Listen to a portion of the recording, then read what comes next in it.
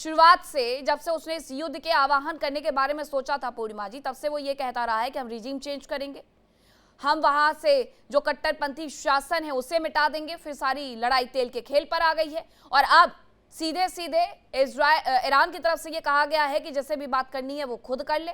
ये क्या हारने के संकेत नहीं है अमेरिका के लिए?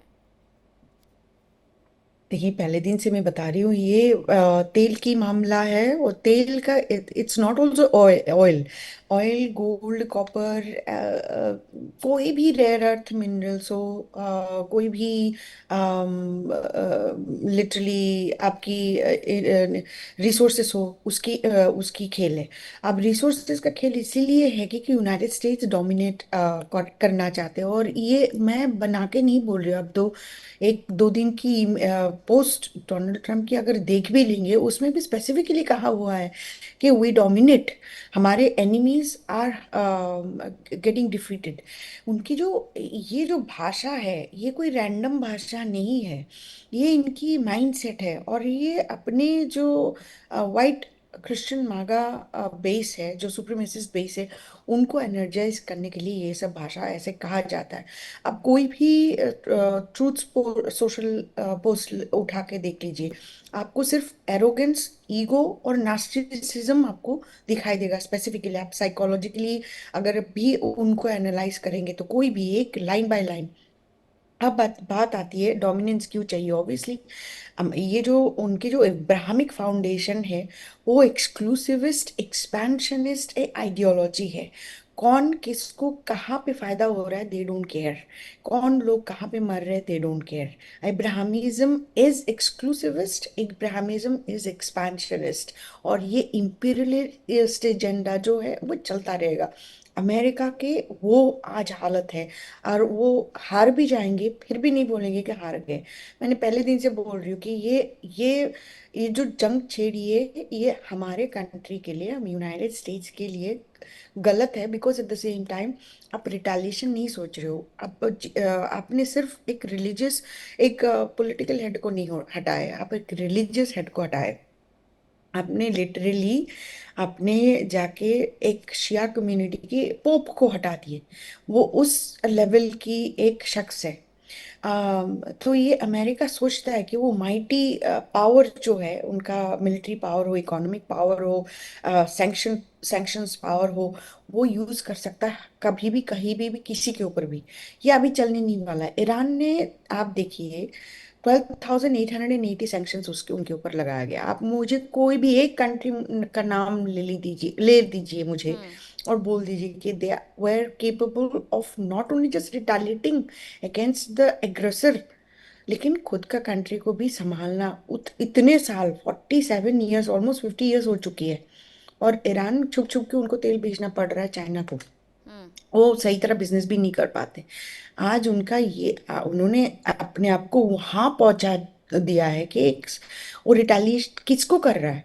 सबसे बड़े कंट्री जिसमें जिसको सब the entire world gets scared.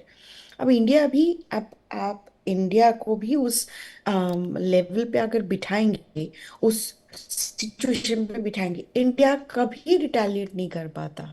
लेकिन today Iran has showed the world, doesn't matter how big you are, doesn't matter what you have, आपके पास क्या मिलिट्री पावर है, क्या इकोनॉमिक पावर है। अगर आपने अपना थाम लिया, आपने अपना मुझे लगता है एजेंडा पूर्णिमा जी थाम लिया, आप कि ये, स्ट्रांग हो, यू हाँ, can retaliate, you can also respond. And this is मुझे लगता है समथिंग। कि ये सिर्फ और अगर सिर्फ इरादों की बात होती है, तैयारियों के साथ साथ अगर ईरान की जितनी भी ऊपर की लीडरशिप है उसे अगर उन्होंने खत्म कर दिया, उसके बाद भी ईरान यहाँ पर जम करके लड़ रहा है, तो ये उसकी शक्ति को दिखाता है, उसकी सोची हुई शक्ति को दिखाता है, ना कि उसकी तैयारी को दिखाता है। और भारत के सामने अगर ऐसी स्थिति बनी तो ऐसा नहीं है कि भारत रिटेलिएट नहीं कर पाएगा, बिल्कुल कर पाएगा। अशरफ अली जैदी जी, पहले तो ऐसी कोई स्थिति हमारे देश पर ना बने। अशरफ अली जैदी जी, अब कहीं ना कहीं ईरान, मुझे लगता है कि काफ़ी खुश हो गया होगा ये सब कुछ करके, कि दुनिया भर में उसने ढिंडोरा तो पीट दिया है कि हॉर्मुज पर आकर के किसी को अगर बातचीत करनी है तो उससे बातचीत कर ले। लेकिन ज़रा ये भी बताइएगा कि ये बातचीत टैक्स के साथ होने वाली है या बिना टैक्स के ही पास ऑन करने दिया जाएगा? देखिए, बहरहाल जो जंग हम्म। और जिस मोड पे जंग आई है, हम्म। दुनिया ने ये तो समझ लिया है कि स्थिति बदल गई है और व्यवस्था एक अलग दिशा में इस पूरी दुनिया की जा रही है। ईरान ने जो अपने इरादे और उसके हौसले और उसके जो इरादे हैं अमेरिका की हेजेमनी को खत्म करने के, उसकी सुपरमेसी को धाराशायी करने के, उनसे ये बात समझ में आ गई है बहुत सारे देशों को कि अब वो व्यवस्था जो अमेरिका ने अपनी सुपरमेसी के अंडर में बनाई थी इस दुनिया में, उसका खात्मा हो चुका है तकरीबन। हुर्मुज स्ट्रेट ने दुनिया को ये एक मैसेज दिया है कि अमेरिका दुनिया की इकोनॉमी को बहरहाल कंट्रोल नहीं करता, बल्कि ये ईरान है कि जो कंट्रोल कर रहा है और आइंदा भी शायद करेगा।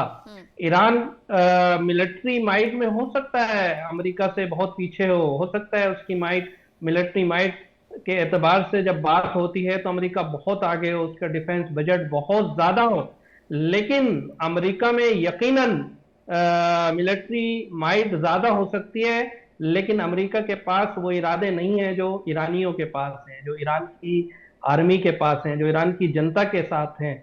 ईरान की जनता जो हम देख रहे हैं पिछले एक महीने से ज्यादा, वो अपनी मिलिट्री के सपोर्ट में सड़कों पर खड़ी है और इस हालत में खड़ी है कि मिसाइल बरस रहे हैं, बम्बारमेंट हो रहा है, उनके स्कूल को बख्शा नहीं जा रहा है, उनके जो सिविलियन इंफ्रास्ट्रक्चर है उसका भारी नुकसान हो रहा है। लेकिन तब भी एक ही उनकी डिमांड है कि दुश्मन को मजबूर किया जाए कि वो इस क्षेत्र को छोड़े, दुश्मन को मजबूर किया जाए कि वो सारा हर्जाना भरे कि जो पिछले 2 साल में उसने इस पूरे रीजन के ऊपर डिक्टेट किया है, जिस तरह से इस रीजन को चलाया है अमेरिका ने पिछले आधी सदी से भी ज्यादा से। बहरहाल अब हमें नहीं दिखता कि अमेरिका किसी भी एंगल से यहाँ टिक पाएगा, क्योंकि अमेरिका की 13 से ज्यादा बेसिस ऐसी हैं जो आउट ऑफ सर्विस हैं। अमेरिका का वो प्लेन, वो जंगी तैयारा, वो F-35 के जो एक शाहकार समझा जाता था वॉर की दुनिया में, उसको ईरान ने मारकर एक नया इतिहास रचा है। वो अब्राहम लिंकन के जिसको सुनकर देश अपनी विदेश नीतियों को बदल देते थे, जैसे ही वो सुनते थे कि ईरान ने अब्राहम लिंकन को, इस एयरक्राफ्ट कैरियर को उसकी तरफ चलता कर दिया है, जैसे ही ये न्यूज आती थी तो उस देश की विदेश नीति बदल जाती थी। आज उस अब्राहम लिंकन को ईरान ने हमला करके बहरहाल इस लायक नहीं छोड़ा है कि वो इस पूरे रीजन में कहीं टिक पाए, बल्कि आज वो इल्तिजा कर रहा है, वो अमेरिका इंडिया से भीख मांग रहा है कि हमारे अब्राहम लिंकन को आप एक सेफ जगह दे दीजिए ताकि ये वहां पे पोर्ट कर दिया जाए। लेकिन जो खबरें आ रही हैं, भेजा गया है, भेजा ही दूसरी दिशा में गया है, क्रोएशिया की तरफ। लेकिन जरा ये बताइएगा ग्रुप कैप्टन आशीष सहाय जी कि ये जो मेडिटेरियन लाइन का दबदबा है, क्या वो खत्म करने का प्रयास नहीं किया जा रहा है? ओमान और यूएई का क्या? आप पूरा ये कह देंगे कि हॉर्मुज पर सिर्फ हमारा नियंत्रण है, तो फिर मेडिटेरियन लाइन की जरूरत क्यों थी? ये सिर्फ बातें हैं मीनाक्षी। आई रियली वंडर, कई बार लोग द काइंड ऑफ एनालिसिस जो हम इस वॉर की कर रहे हैं वो इतनी पेंटेड है और grossly biased, I would say. Objective analysis for learning something out of it, and आपके दर्शकों की जानकारी के लिए भी वो ये होता है शायद इस तरह के डिबेट्स का पर्पस। तो हॉर्मुज के ऊपर ये बातें जितनी भी होती रहे, मेजर ये है कि अभी हॉर्मुज खुला हुआ है, एक्सेप्ट सम कंट्रीज। बाकी जगहों के लिए जहाजों पे कोई रिस्ट्रिक्शन नहीं है। हाँ, कुछ वो फी ले रहे हैं जिसके बारे में क्लैरिटी नहीं है, क्योंकि कोई there is no official declaration. ज्यादातर जहाज अपनी वजह से नहीं जा रहे हैं। They have some insurance problems, very major insurance issues, कि उनके जान माल की सुरक्षा कैसे होगी, अगर कुछ हो गया तो कौन भरपाई करेगा। यूरोपियन कंपनीज उसमें इन्वॉल्व हैं। थोड़ी बॉटलनेक है, थोड़ी लोडिंग इश्यूज हैं, but Hormuz is not closed. और उस पर ये डोमिनेट करने का या उस पर हम कैप्चर कर लेंगे, हमारा कब्जा है, हम उसमें इंटरफेयर करेंगे, आई रियली डोंट अंडरस्टैंड कि इसके पीछे किस तरह की सोच हम रख रहे हैं, कर क्या रहे हैं। दूसरा, ये जो ईरान परस्ती, नॉट ईरान परस्ती, मतलब एक हल्का सा बायस इस एनालिसिस में ये हो रहा है कि ईरान बहुत मजबूती से खड़ा हुआ है। पहले तो ईरान को हम अंडर एस्टिमेट कर रहे हैं। ईरान एक बहुत बड़ी संस्था, बहुत बड़ा एक बहुत मेजर पावर है, बहुत बड़ा देश है। हाँ, उनके पास F-35 भी है, उनके पास F-19 भी है, उनके पास F-18 भी है, उनके पास तो कुछ भी नहीं है। आप कैसे उनको कह रहे हैं कि वो एक मेजर पावर है? नहीं नहीं, मैं सुने साहब मेरी बात कि वो काफी बड़ा नेशन है और एक काफी रूटेड नेशन है, बहुत पुराना। मैं उस मामले में मिलिट्री के बारे में बात नहीं कर रहा हूँ। तो देर आर लार्ज नेशन, लेकिन अभी मुद्दा यह है कि वो उनके होम फ्रंट पे लड़ाई हो रहा है। ईरान के ऊपर बम गिरेगा, अमेरिका अपने यहां से हजारों किलोमीटर दूर है, वो होम फ्रंट पे नहीं है। तो ये लड़ाई का जो मैदान है ना, वो ईरान है, ईरान और उसके अगल बगल के देश। तो ईरान इस लड़ाई को रोक नहीं सकता। अमेरिका जब चाह रहा है बम गिरा रहा है, इसराइल जब चाह रहा है बम गिरा रहा है, तो इसके बदले में ईरान को कुछ करना पड़ेगा। तो वो कुछ अटैक्स कर रहे हैं, तेल अवीव पे करें, इसराइल पे करें, सऊदी पे करें, जो जितने भी नेशंस हैं वहां पे, जितने अमेरिकन बेसिस हैं। लेकिन इससे लड़ाई बराबर की नहीं हो जा रही है। ईरान का बहुत ज्यादा डैमेज हो रहा है। हाँ, वो ब्रेव लोग हैं। आईआरजीसी की बात मैं कर रहा हूं, मैं ईरानी लोग अवाम की बात नहीं कर रहा हूं। आईआरजीसी की मिलिट्री विंग के पास ऑप्शन किधर है? अगर दिन रात बम्बार्डमेंट हो रही है, इंफ्रास्ट्रक्चर डिस्ट्रॉय हो रहा है, मिलिट्री पावर्स डिग्रेड हो रही हैं, और उसके बदले में 10 मिसाइल्स जिसमें से 1 या 2 टारगेट पे लग रही हैं, तो इस हमारी मिलिट्री एनालिसिस इस वॉर की थोड़ी ऑफसेट हो रही है। कारण सबको पता है कि वो क्या है। अल जजीरा से लेके और वहां के लोकल रिपोर्टर्स तक, जो लोग वहां पे रहना चाहते हैं, उनका जो रिपोर्ट्स आ रही हैं, तो हम उस पे मुद्दा से हटके अमेरिका का क्या? अमेरिका के भी मेजर लॉसेस हुए हैं। बिल्कुल सही कह रहे हैं हमारे पैनलिस्ट कि वहां पे रिजवी साहब भी मानेंगे, F-35 को मार दिया जब तीनों commanders, commander in chief, CENTCOM commander और सेक्रेटरी ऑफ वॉर, तीनों कहते हैं कि हमने absolute air dominance, air superiority पाली है। हम जहां जा रहे हैं, उड़ रहे हैं, वहां बम गिरा रहे हैं, कोई नहीं रोक रहा है, कोई एयर डिफेंस नहीं है। उसके बाद आपके 10-12 मेजर जहाज मार दिए जाते हैं, कुछ ग्राउंड पे मार दिए जाते हैं। और ये F-35, अगर ये सच है, अभी भी उसको वेरिफिकेशन नहीं, सेंटकॉम जब तक उसको कंफर्म नहीं करता है हम इसको नहीं मान सकते। लेकिन ईरान के इंडिया के दूतावास ने वो फुटेज, वो फोटोग्राफ्स रिलीज की हैं, और अब तो ये इंफॉर्मेशन आ रही है कि शायद पायलट के भी कैप्चर की बात चल रही है। थोड़ी देर हमको रुकना पड़ेगा, लेकिन ये फैक्ट कि F-35 ईरान ये दावा जैसे, कर रहा है सर। जी हम जी, ये खबर अच्छा चला भी ऑफिशियल रहे हो हैं। गया है, तो ये मुझे नहीं पता हम मीनाक्षी, ये लेकिन खबर लगातार चला भी रहे हैं, लेकिन ईरान की तरफ से ये दावा किया जा रहा है। हालांकि युद्ध में ऐसे बहुत सारे दावे किए जाते हैं, लेकिन उनकी तरफ से सुबह भी F-35 से रिलेटेड कुछ विजुअल्स भी जारी किए गए थे कि जिसमें उन्होंने बताया था F-35 को मार गिराया गया है। मेरा मुद्दा यह है कि F-35 को मारना ईरान की बची हुई पावर को, आज मेरे ख्याल अमेरिकन इंटेलिजेंस एजेंसी ने मीनाक्षी बोला है कि 50% से ज्यादा मिसाइलें ईरान की बाकी हैं। बिल्कुल। तो इसका मतलब इनके अपने कन्फ्लिक्ट्स हैं, इनके अपने इंफॉर्मेशन, पेंटागन के पास क्या इंफॉर्मेशन है? जब पीट हेग्सेथ बोलते हैं कि हमने 90% खत्म कर दिए, और इनकी काउंटर इंटेलिजेंस एजेंसीज बोलती है कि 50% बाकी। सर, वो आर दे नॉट एजेंसी भी टॉकिंग? बोल रही है, वहाँ का मीडिया भी ये रिपोर्ट कर रहा है कि अभी भी उनकी जो लॉन्चिंग साइट्स है वो पूरी तरीके से सुरक्षित है। उनका जो जखीरा है हथियारों का वो एज इट इज है, जैसा वो बार बार ईरान की तरफ से भी दावा किया जाता है। बिल्कुल सही बात है कि आखिरकार पेंटागन के पास इसके बारे में क्या जानकारी है? पीट हेग्सेथ किस आधार पर बयान दे देते हैं? या तो वो ट्रंप के ही कदमों के पीछे पीछे चल रहे हैं कि आप बस वो बढ़ चढ़ कर बोल दीजिए, सच्चाई आप पूरी दुनिया के सामने लाए ना लाए, लेकिन गाहे बगाहे आ ही जाती है। अब्बास रिजवी जी, इस पूरे मुद्दे पर क्या अल मंडे व सुएज कैनाल पर जो खतरा मंडराया है उसको भी दरकिनार कर दिया जाएगा, या फिर उस पर भी बातचीत हो जाएगी हॉर्मुज के साथ साथ? देखिए, बेसिकली कि जैसे मेरे दोस्त इस तरीके से फरमा रहे थे कि अगर देखा जाए कि ईरान की एक तारीख, उनकी एक हिस्ट्री, एक डिफरेंट हिस्ट्री रही है, बेसिकली इसमें एक आइडियोलॉजी की बात आ रही। वो कैसे कि ईरान में, जैसे अभी ये मेरे दोस्त फरमा रहे थे IRGC, वहां सिर्फ IRGC ही नहीं, बल्कि वहां के जो लोकल है, जो वहां की आवाम है, वो इस वक्त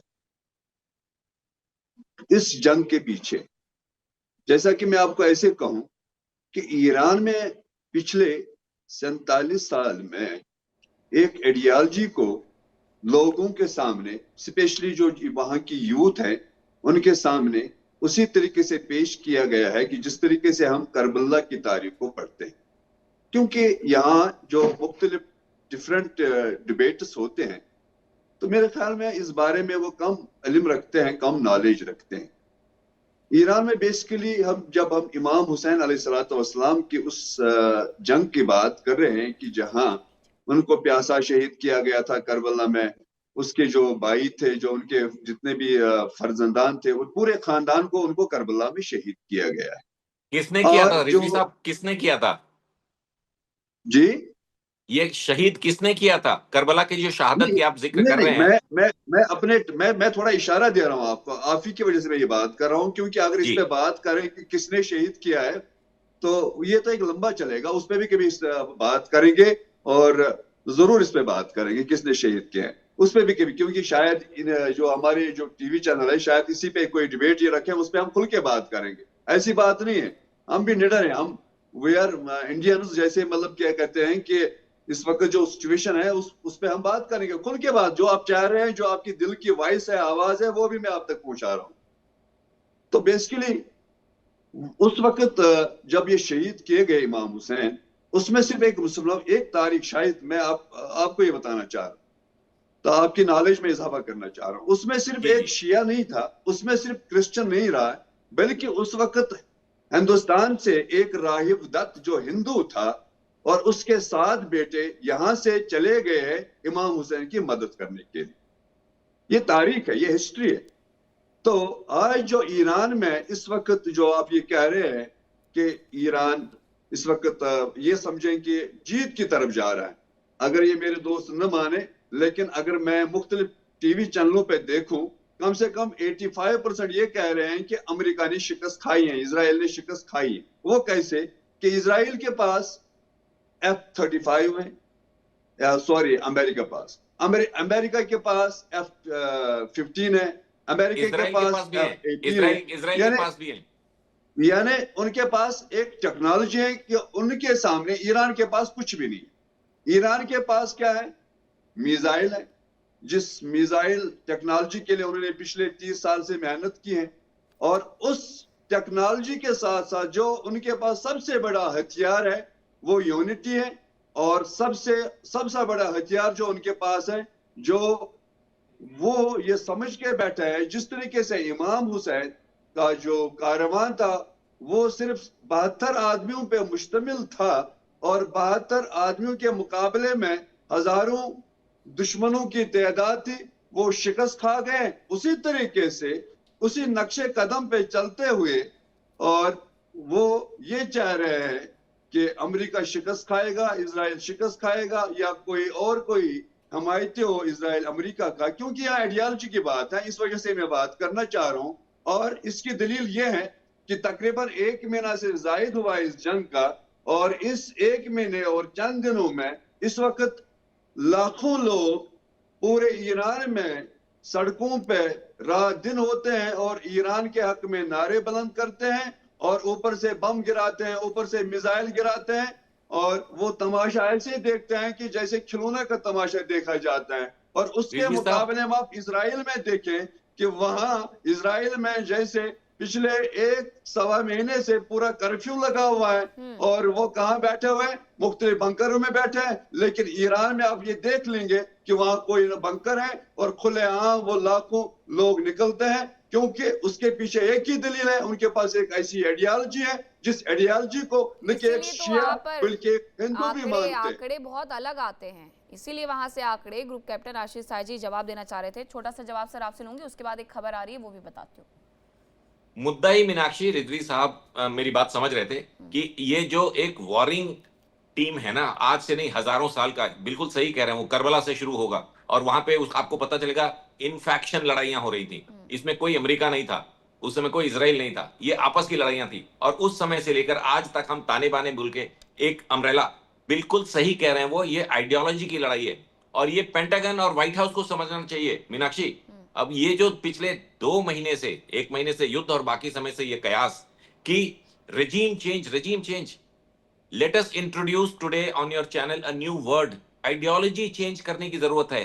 IRGC is following a ideology. Khamenei साहब के साथ रेजीम खत्म हो सकती है, लेकिन उनकी आइडियोलॉजी, वो ऑप्रेसिव आइडियोलॉजी जो ईरानियंस भी आधे से ज्यादा नहीं चाहते, रिग्रेशन कि आगे नहीं बढ़ना है, जहां है वही है, इसी को फैलाना है दुनिया में। It is a requirement of America ideology change. हाँ ठीक है, पूर्णिमा जी कुछ कह रही हैं, लेकिन अमेरिका की तरफ से पूर्णिमा जी ये बार बार कहा भी गया था कि हम इस्लामिक आतंकवाद को नहीं पनपने देंगे, और हमें ईरान में कोई कट्टरपंथी सरकार फिर से नहीं चाहिए, जब वहां पर मुस्तफा खामनेई को बैठाया गया था अयातुल्लाह अली खामनेई की जगह। जी पूर्णिमा जी। देखिए, इस्लामिक टेररिज्म के मेरा कोई सिंपैथी नहीं है, लेकिन अमेरिका होता कौन है उसको चेंज करने वाले? और सर आप कौन होते हो किसी का आइडियोलॉजी चेंज करने वाले? हमें हिंदूज को तो पट्टियां पढ़ा जा रहा है 1000 years से। आप कौन होते हो? आपको आगे जाके बोलोगे हिंदूज का भी आइडियोलॉजी चेंज करवा दे? ये दादागिरी नहीं चलेगी। देखिए इंडिया डेली 24/7 अब आपके स्मार्ट टीवी पर। इंडिया डेली मौजूद है सभी डिजिटल प्लेटफॉर्म पर लाइव और लगातार। इंडिया डेली 24/7 हर दिन राष्ट्र को समर्पित।